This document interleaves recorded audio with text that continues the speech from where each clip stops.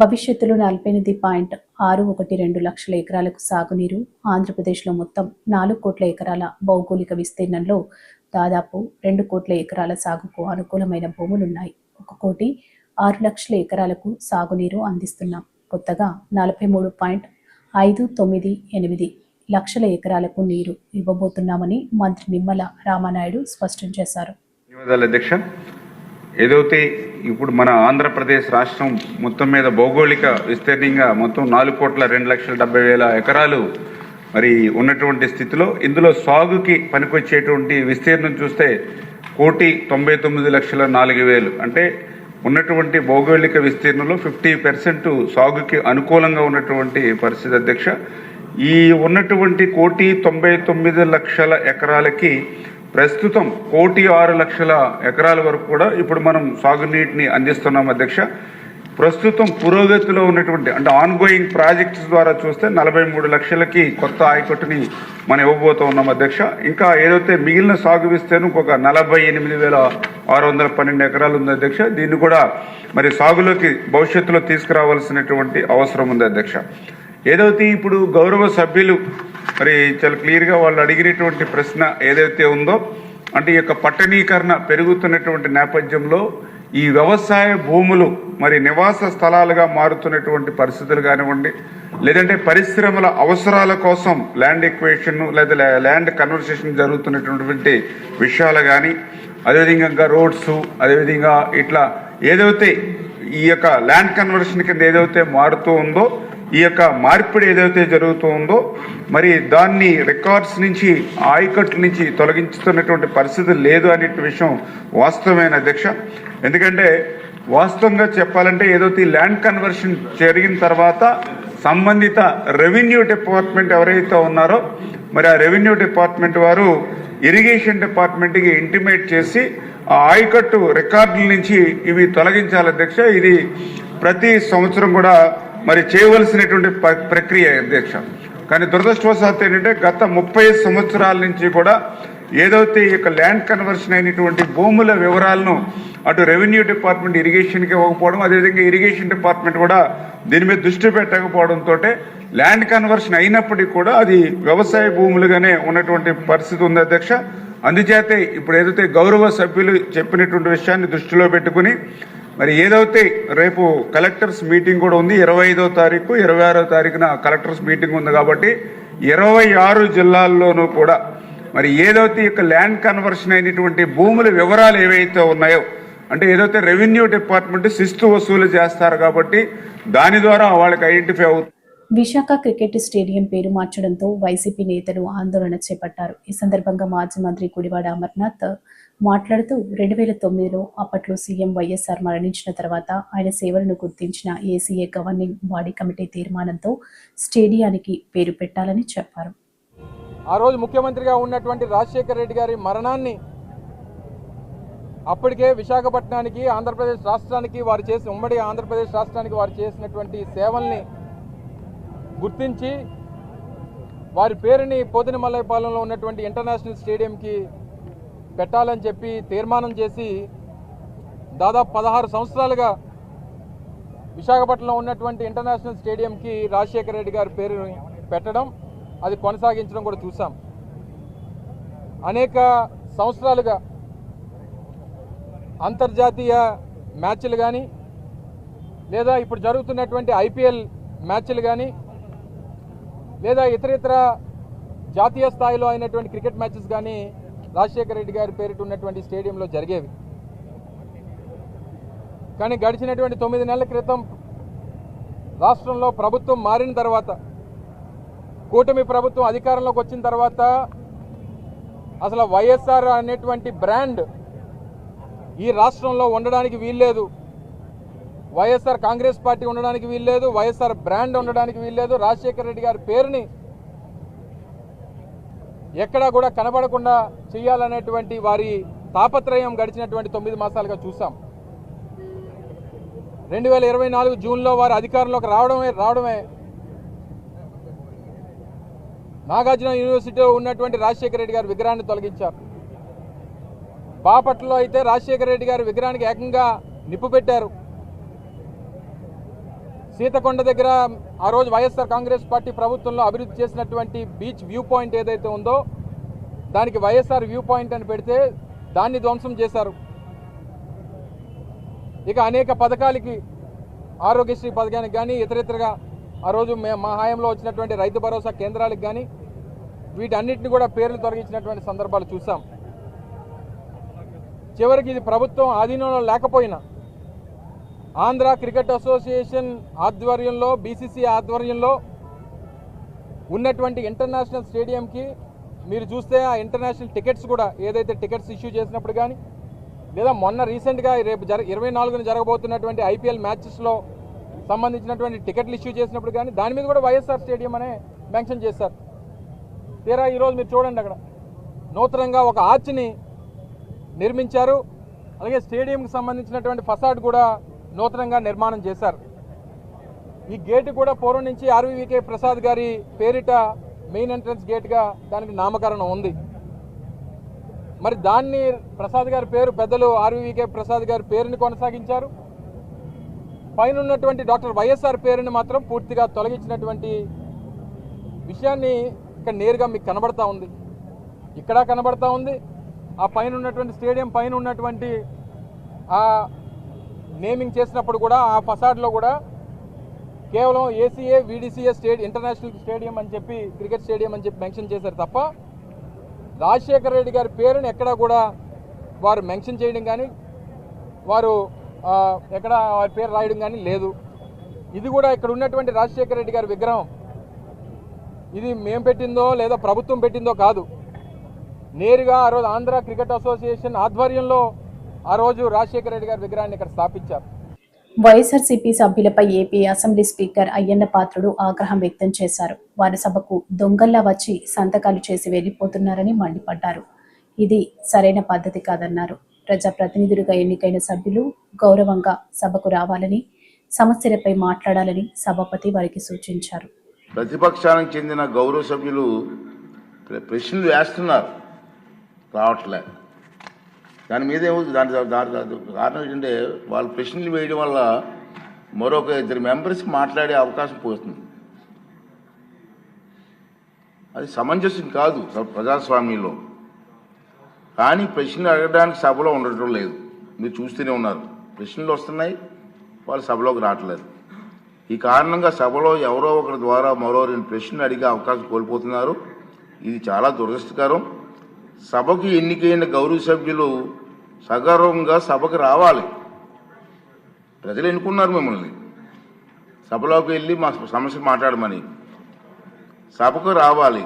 ఎవరికీ కనిపించకుండా వచ్చి సభ్యులు హాజరు పట్టికలో సంతకాలు చేసి వెళ్ళిపోతున్నారని దొంగలలాగా వచ్చి. మీరు గౌరవ సభ్యులే, ప్రజలు ఎన్నుకున్నారు, మీరు ఎమ్మెల్యేస్. దొంగలలాగా వచ్చి సంతకాలు పెట్టవలసిన అవసరం ఇచ్చింది కర్మ. ఒకసారి ఎమ్మెల్యేగా గౌరవప్రదమైన దీంట్లో ఉండి హాజరు పట్టికలో సంతకం చేసి సభకు ఆ మోహం చాటేయడం వారికి గౌరవాన్ని తగ్గించిందే తప్ప పెంచదని చెప్పి నా తాలూకు అభిప్రాయం. వీరిలో ముఖ్యంగా నా దృష్టికి వచ్చింది వై బాలనాగరెడ్డి గారు, తాటిపర్తి చంద్రశేఖర్ గారు, రేగం లింగం గారు, మత్స్యలింగం గారు, విరూపాక్ష గారు, మత్స్యరాస విశ్వేశ్వరరాజు గారు, ఆగిపాటి అమర్నాథ్ రెడ్డి గారు, దాసరి సుధ గారు. మనం చూసాం. మనం గవర్నర్ ప్రసంగం ముగిసిన తర్వాత అంటే ఫిబ్రవరి 24వ తేదీ తర్వాత వేరు తేదీల్లో ఫిట్నెస్ రిజిస్టర్లో సంతకాలు పెట్టేట్టు నా దృష్టికి వచ్చింది. అంత దొంగచాటును వచ్చి ఒక దొంగల మాదిరిగా సంతకాలు పెట్టవలసిన అవసరం లేదు. కానీ వారు ఎవరు కూడా నాకు సభలో కనిపించలేదు. సంతకాలు ఉన్నాయి కానీ సభలో కనిపించారండి మీకు ఎవరికన్నా? నాకైతే కనిపించలేదు. ఇది ఎంతవరకు సమంజసం వారే నిర్ణయించుకోవాలి.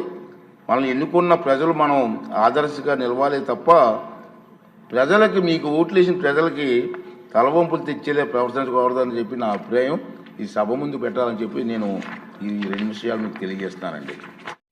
వైఎస్ఆర్సీపీ సభ్యులపై AP assembly speaker Ayyanna Patrudu ఆగ్రహం వ్యక్తం చేశారు. వారి సభకు దొంగల్లా వచ్చి సంతకాలు చేసి వెళ్లిపోతున్నారని మండిపడ్డారు. ఇది సరైన పద్ధతి కాదన్నారు. ప్రజాప్రతినిధులుగా ఎన్నికైన సభ్యులు గౌరవంగా సభకు రావాలని, సమస్యలపై మాట్లాడాలని సభాపతి వారికి సూచించారు. ప్రతిపక్షానికి చెందిన గౌరవ సభ్యులు ప్రశ్నలు వేస్తున్నారు, రావట్లే. దాని మీద దాని కారణం ఏంటంటే వాళ్ళు ప్రశ్నలు వేయడం వల్ల మరొక 2 మెంబర్స్కి మాట్లాడే అవకాశం పోతుంది. అది సమంజసం కాదు ప్రజాస్వామ్యంలో. కానీ ప్రశ్నలు అడగడానికి సభలో ఉండటం లేదు. మీరు చూస్తూనే ఉన్నారు, ప్రశ్నలు వస్తున్నాయి, వాళ్ళు సభలోకి రావట్లేదు. ఈ కారణంగా సభలో ఎవరో ఒకరి ద్వారా మరో 2 ప్రశ్నలు అడిగే అవకాశం కోల్పోతున్నారు. ఇది చాలా దురదృష్టకరం. సభకు ఎన్నికైన గౌరవ సభ్యులు సగర్వంగా సభకు రావాలి. ప్రజలు ఎన్నుకున్నారు మిమ్మల్ని, సభలోకి వెళ్ళి మా సమస్య మాట్లాడమని. సభకు రావాలి. ఎవరికీ కనిపించకుండా వచ్చి సభ్యులు హాజరు పట్టికలో సంతకాలు చేసి వెళ్ళిపోతున్నారండి, దొంగలలాగా వచ్చి.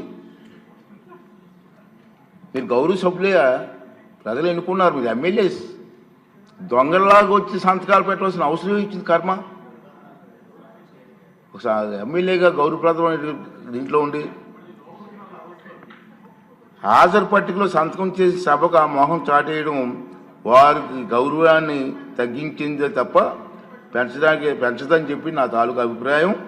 వీరిలో ముఖ్యంగా నా దృష్టికి వచ్చింది వై బాలనాగిరెడ్డి గారు, తాటిపర్తి చంద్రశేఖర్ గారు, రేగం లింగం గారు, మత్స్యలింగం గారు, విరూపాక్ష గారు, మత్స్యరాజ విశ్వేశ్వరరాజు గారు, ఆగిపాటి అమర్నాథ్ రెడ్డి గారు, దాసరి సుధ గారు.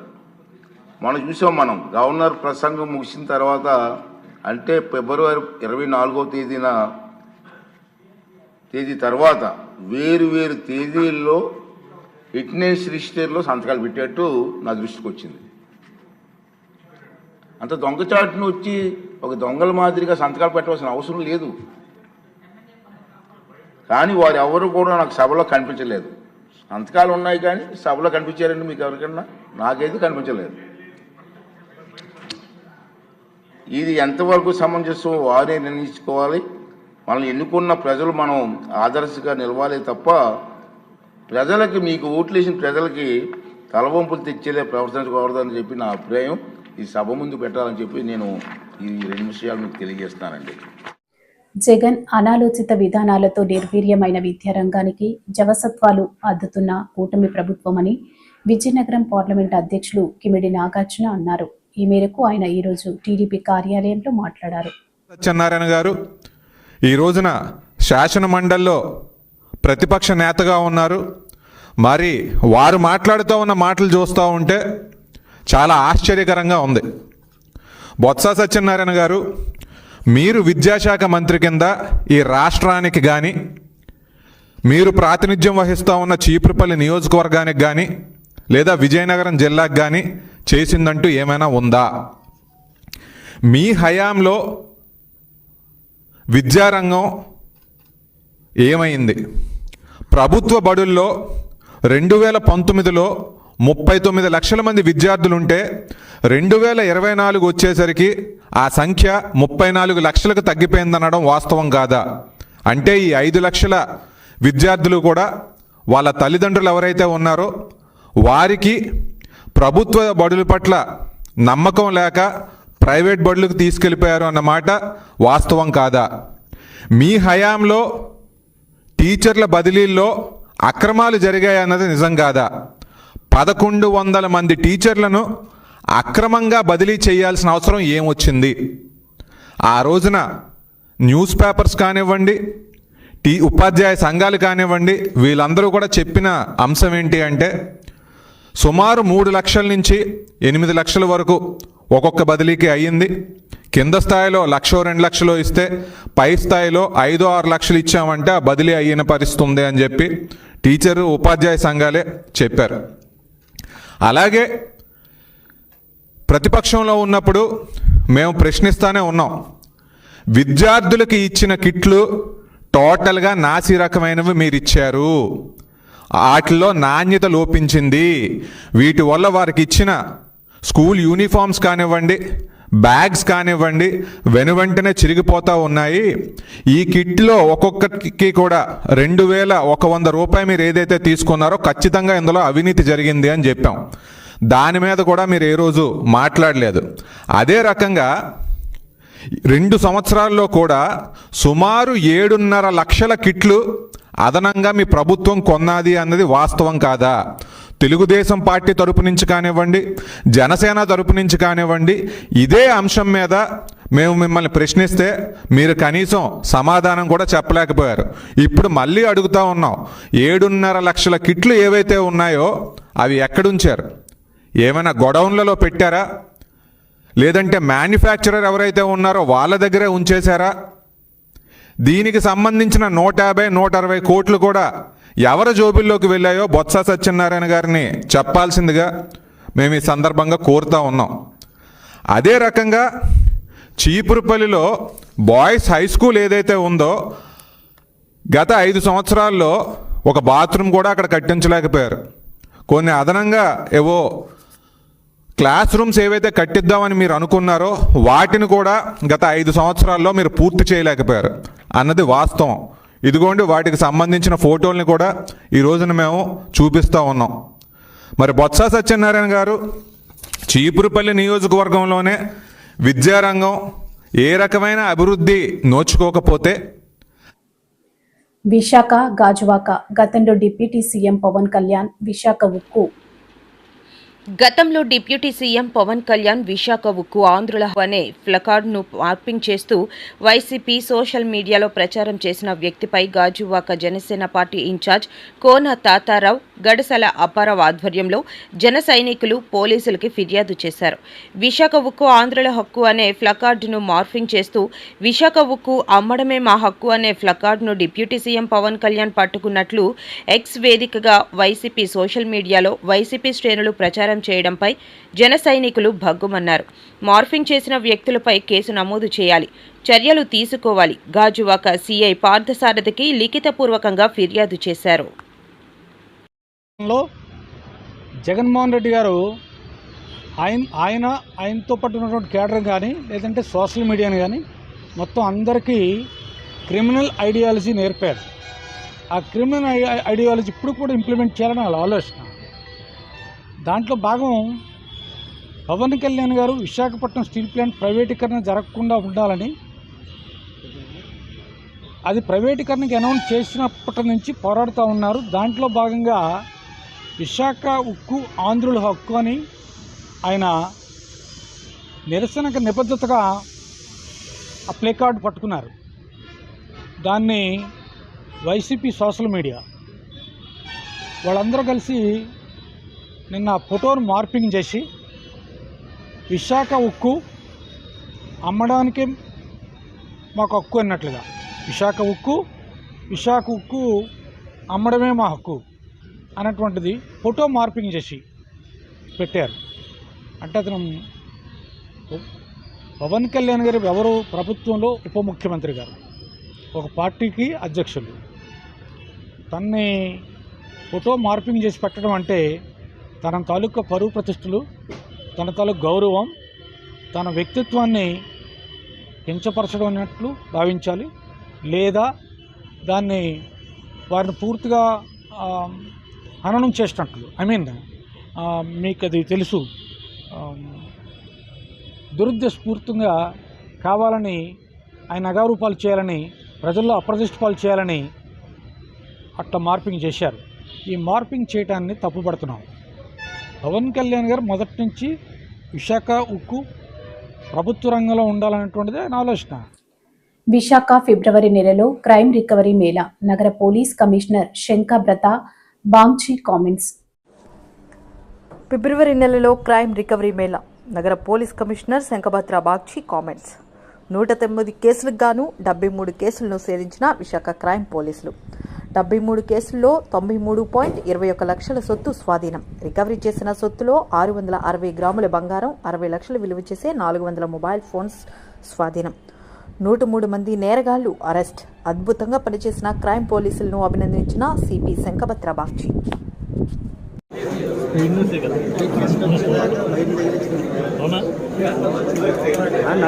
సంబంధించిన స్టోలెన్ ప్రాపర్టీ రిఫండ్ మేళా జరుగుతుంది.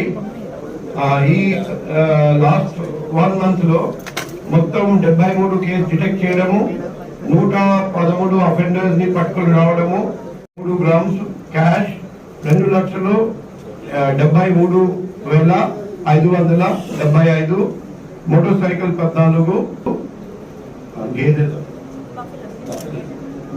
2, 57. టోటల్ ప్రాపర్టీ విలువ ఈ మంత్ చూస్తే 93 లక్షలు దాటిపోయింది. సో ప్రతి నెల క్రైమ్ వింగ్ లాస్ట్ మంత్ కంటే బెటర్ చేస్తున్నారండి. అందుకే నేను క్రైమ్ వింగ్ కానిస్టేబుల్ హోంగార్డ్స్ అందరికీ అభినందనలు తెలియజేస్తున్నాను. పిఎం పాలన Pendurthi, highest recovery Pendurthi, followed by PM Palam and followed by MRPT. Sir యాక్చువల్గా ఇంటికి బాగులేదని హాస్పిటల్కి వెళ్ళారు సార్. హాస్పిటల్లోకి వెళ్ళి ఒక 8 days ఉండిపోయినారు సార్. ఇది భీమిలీకి తగడపల్లి చివరిలో పొలాలు పాల్గొని ఉంటారు సార్. వీళ్ళు ఏం చేశారంటే హాస్పిటల్ నుంచి చెక్ చేసుకుని వచ్చేసరికి వీళ్ళు ఒక బంగారమును ఒక 50 గ్రాముల వరకు పూజా సామాగ్రి వస్తువులు పోయినాయి సార్. దానికి మనం వెంటనే ఫింగర్ ప్రింట్స్ ద్వారా ట్రేస్ చేశాం సార్. ట్రేస్ చేసి వాళ్ళు ప్రాపర్ ప్రింట్ కంప్లీట్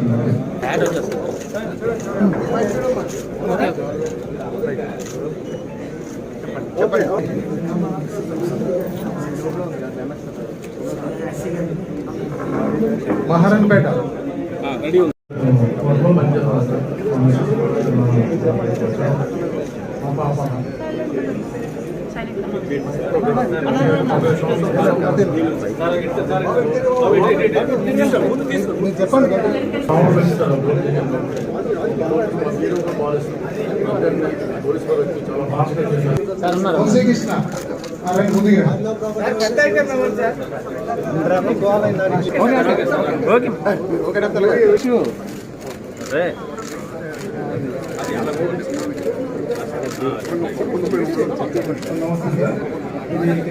అందరికీ నమస్కారం సార్. మరి మేము గత నెల హైదరాబాద్ ఫంక్షన్కి వెళ్ళినప్పుడు లాక్ చేసుకొని వెళ్ళాం సార్. ఆ రోజు తెల్లవారుజాము 2 గంటలకి మెయిన్ డోరు, గ్రీన్ డోరు అన్ని బ్రేక్ చేసి, ఐరన్ సేఫ్ బ్రేక్ చేసి మా ప్రాపర్టీ అంతా దొంగతనం చేయడం జరిగింది సార్. అందరూ మా ఇంటికి రావడం జరిగింది. CCTV ఫుటేజ్ ఆధారంగా కేవలం